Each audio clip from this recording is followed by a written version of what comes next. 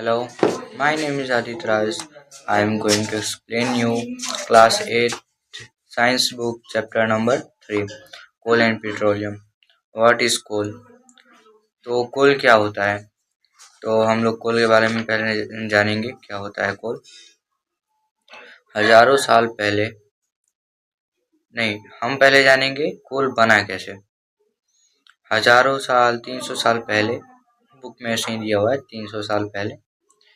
300 साल पहले जब हम इंसान नहीं थे, डायनासोर सब मतलब डायनासोर जानवर सब था, उस समय बहुत सारा फ्लड आता था, दलदल सब रहता था। तो उसमें जो ट्री सब जो सूख के खराब हो जाता था, सड़ जाता था सब, मतलब बेकार हो जाता था सब, जो ट्री वो गिर के नदी में चल जाता था।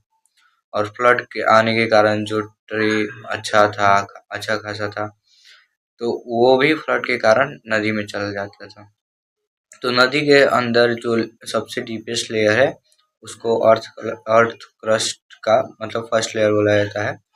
तो जो जितने भी ट्री नदी के डीपर लेयर में चले गए थे, वो सभी अब धीरे धीरे उन सभी के ऊपर ये मिट्टी, क्ले, पत्थर ये सब आके जमा होने लगेंगे। धीरे धीरे वो इतना अंदर चला जाएगा जहाँ इतना अंदर चला जाएगा जहाँ पे ऑक्सीजन का कनेक्शन कट ऑफ हो जाता है। तो ऑक्सीजन के कट ऑफ के कारण डिकम्पोजिशन जो उनका शुरू हो गया था। आप लोगों को तो पता ही है, जो डेड एंड डीके पार्ट होता है वो सब का डिकम्पोजिशन चालू हो जाता है। तो उन लोगों का डिकम्पोजिशन जो हो रहा था वो अभी रुक जाएगा, उसको बोलते हैं पार्शियल डिकम्पोजिशन। तो जो हाफ उन लोग का डिकम्पोजिशन हुआ रहता है, तो उस समय तो अब वो मतलब आधा डिकम्पोज होके रहेगा। और उसके बाद से high heat temperature and high pressure के कारण वो लोग धीरे धीरे पत्थर में मतलब कोयला तो आप लोगों ने देखा ही होगा, कोयला कितना मतलब सख्त होता है पत्थर की तरह। वैसे ही high temperature and high pressure के कारण वो पत्थर के रूप में कन्वर्ट हो जाता है। तो उसको हम लोग माइन करते हैं तो फिर वो पत्थर के रूप में बाहर निकलता है। ऐसा नहीं है कि उससे तोड़ा नहीं जा सकता है, हथौड़े से मार के तोड़ दिए, मतलब हम लोग तोड़ के उसको यूज करते हैं। तो ये था प्रोसेस ऑफ मैन्युफैक्चरिंग नहीं, formation of coal.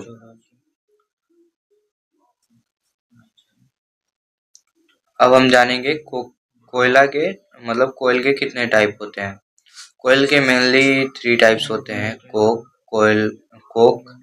Coil gas and coal टार।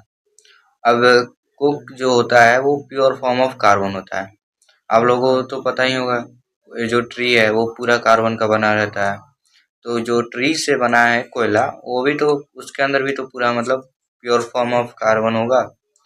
तो वैसे ही जो कोक है और कोयला के अंदर जो अदर मटेरियल सब होता है उसको अलग कर लिया जाता है और कार्बन का एक शेप दे दिया जाता है। तो कोक है प्योर फॉर्म ऑफ कार्बन, उसका यूज हम लोग स्टील बनाने में करते हैं। और कोल टार जो होता है, जिस कोल टार में मतलब लगभग 200 सब्सटेंस का मिक्सचर रहता है। नफ्थलीन बॉल आप जानते होंगे, जिसे हम लोग फेनाइल बॉल भी बोलते हैं। उसको हम लोग जहाँ पे हाथ धोते हैं बेसिन वेसिन के पास में रखा जाता है, ताकि मौत से इंसेक्ट्स ना आ पाए वहाँ पे। वो भी जो होता है नफ्थलीन बॉल, वो ये कोल टार से ही निकला निकला रहता है। और जो कोल टार है उसमें से बिटुमिन निकलता है, जिसको रोड का जो पिच है उसको मतलब उसमें पिच बनाने के लिए इस्तेमाल किया जाता है। अब कोल गैस मेनली इंडस्ट्री में यूज किया जाता है। तो अब हम जानेंगे पेट्रोलियम के बारे में। तो पहले हम जान लेते हैं पेट्रोलियम बना कैसे। तो वही प्रोसेस है, सेम प्रोसेस जैसे कोयल बना था ना, वैसे ही पेट्रोलियम भी बनता है। चलिए हम फिर से एक्सप्लेन कर देते हैं इसको। लेकिन कोक जो है वो ट्री के डिकम्पोजिशन से बना है, लेकिन पेट्रोलियम है ना, वो एक्वेटिक एनिमल्स जैसे फिश, बड़े बड़े जो पानी में रहने वाले जीव हैं, वो सब जब मर जाते हैं तो वैसे ही सेम प्रोसेस होता है जैसे डिकम्पोजिशन हुआ था ट्री का, वैसे ही सेम प्रोसेस होता है। लेकिन कोयला हम लोग का बना था ट्री से, और हम लोग का पेट्रोलियम है जो बना है एक्वेटिक एनिमल से। तो एक्वेटिक एनिमल जब बहुत साल पहले 300 मिलियन ईयर्स पहले एक्वेटिक एनिमल जो जो डेड हो जाते थे वो सभी डीपर लेयर, जो ओशन का डीपर लेयर है, जहाँ पे परत है मिट्टी का, वहाँ पे जाके वो सब स्टोर हो जा मतलब इकट्ठा हो जाते थे। तो फिर उनके बाद उनके ऊपर मिट्टी आएगा, क्ले आएगा, रॉक आएगा, और वैसे ही करते करते ये लोग 1000 फीट अंदर चल जाएंगे और इनका एटमॉस्फेयर के ऑक्सीजन से कट ऑफ हो जाएगा। तो जो इनका डिकम्पोजिशन हो रहा था वो पार्शियल ही रह जाएगा, और हाई टेम्परेचर और हाई प्रेशर के कारण ये लोग लिक्विड फॉर्म में कन्वर्ट हो जाएंगे। हम लोग का कोक जो था वो ट्री से बना था, वो डिकम्पोज होके रॉक के फॉर्म में हो गया था। ये एक्वेटिक एनिमल है, तो ये पेट्रोलियम में कन्वर्ट हो गया। तो जब मतलब अर्थ के अंदर जब अर्थ में शिफ्टिंग होता है तो उस समय पेट्रोलियम जो 1000 फीट नीचे है वो 1000 फीट से 100 फीट के अप्रोक्सीमेट 100 फीट ऊपर आ जाता है लगभग। तो 100 फीट ऊपर इम्प्रीवियस रॉक का लेयर होता है। तो आप लोग जानते ही होंगे इम्प्रीवियस रॉक में पोरस होते हैं, पोरस मतलब छोटे छोटे छेद होते हैं, होल्स आप जिनको बोलते हैं। तो होल्स में जो हमारा पेट्रोलियम है वो जाके स्टोर हो जाता है इम्प्रीवियस रॉक में। तो जब माइनिंग होती है तो वेल जो माइनर होते हैं वो वेल जो लगाते हैं वो इम्प्रीवियस रॉक के लेयर तक ही लगाते हैं, तो वहाँ से पेट्रोलियम एक्सट्रैक्ट होता है। तो पेट्रोलियम में बहुत सारे मटेरियल मतलब लिक्विड मटेरियल मिक्सचर रहता है। तो अब बारी आता है उसका रिफाइनिंग प्रोसेस। रिफाइनिंग में 3 प्रोसेस होते हैं। पहला जो पेट्रोलियम है उसको मतलब पूरे तरह से हीट किया जाएगा, मतलब जितना उसका बॉइलिंग पॉइंट है 400 डिग्री सेल्सियस, तो मेनली सबसे ज़्यादा हीटिंग पॉइंट आता है उसमें पेट्रोल डीजल सबसे ज़्यादा उस समय हीट होता है। तो उस समय सबसे पहले उसको पूरे पूरे पेट्रोलियम को हीट किया जाएगा और उसमें से जो वाटर है उसको अलग किया जाएगा। हीट किया जाएगा तो पेट्रोलियम में से वाटर अलग हो जाएगा, मतलब वाटर वेपर बन के उड़ जाएगा। और दूसरे स्टेप में सल्फर को अलग किया जाता है, उसमें कार्बन तो सेकेंड प्रोसेस है सल्फर को अलग करना है। सल्फर को अलग करने के लिए कॉपर ऑक्साइड डाला जाता है उसमें। तो पेट्रोलियम में से कॉपर ऑक्साइड और सल्फर ऑक्साइड मतलब सल्फर और कॉपर ऑक्साइड मिलके सल्फर ऑक्साइड बन जाते हैं। तो वो सल्फर भी उसमें से अलग हो गया।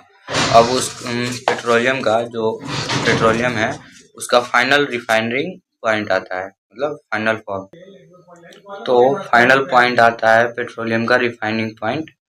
तो सबसे जल्दी हीट होने वाला है 150 डिग्री सेल्सियस पे गैसोलीन, और 200 डिग्री पे आता है हमारा केरोसिन। अब 300 डिग्री सेल्सियस पे हीट मतलब बॉयल होता है डीजल, और 370 डिग्री सेल्सियस पे फ्यूल जो पेट्रोल हम लोग यूज़ करते हैं गाड़ी के मतलब गाड़ी में डलवाते हैं पेट्रोल, वो 370 डिग्री सेल्सियस पे हीट होता है, बॉइलिंग पॉइंट उसका वहीं। और 400 डिग्री सेल्सियस पे एसफाल्ट, लुब्रिकेटिंग ऑयल और पैराफिन वैक्स, ये तीनों 400 डिग्री सेल्सियस पे बॉयल होते हैं। तो अब पेट्रोलियम का एक और नाम है जो हम आपको बताना भूल गए हैं, वो है क्रूड ऑयल। पेट्रोलियम को क्रूड ऑयल भी बोला जाता है।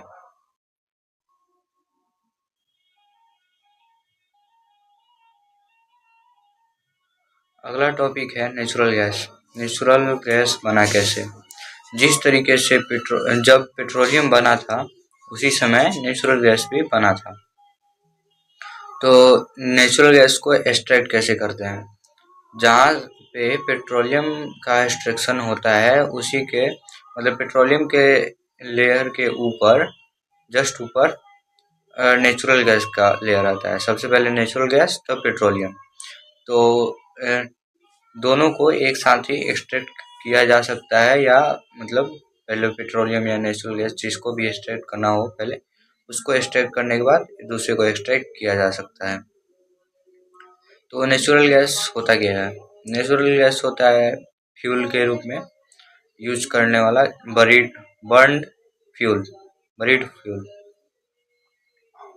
जो हमारे अर्थ पे बहुत सारे अमाउंट में प्रेजेंट है। लेकिन कोल एंड पेट्रोलियम ये सब बहुत लिमिटेड, मतलब बहुत कम नेचुरल रिसोर्स के मुकाबले ये दोनों बहुत कम अमाउंट में प्रेजेंट है। इसलिए नेचुरल गैस का अभी के पीरियड में ज़्यादा यूज हो रहा है, जैसे कि सीएनजी ऑटो, एलपीजी गैस और गैस स्टोव, ओवन, ज़्यादातर चीज़ों में नेचुरल गैस का यूज करते हैं। अभी के पीरियड में ज़्यादातर हम लोग ये खाना बनाने के लिए और व्हीकल को चलाने के लिए, जैसे सीएनजी ऑटो आप लोग उसमें बहुत बार सफ़र किए होंगे, उसमें यूज होता है। अभी ज़्यादातर मेनली दो टाइप में सबसे ज़्यादा यूज हो रहा है, कुकिंग और व्हीकल को रन करने के लिए। तो यहाँ पे हमारा टॉपिक ख़त्म होता है आज का चैप्टर। फिर बने रहिए मेरे यूट्यूब चैनल पे, अगली बार मैं अच्छे से समझाने की कोशिश करूँगा। मैं अभी प्रैक्टिस कर रहा हूँ थोड़ा और अच्छे से समझाने का, इसलिए thank you for watching. Bye.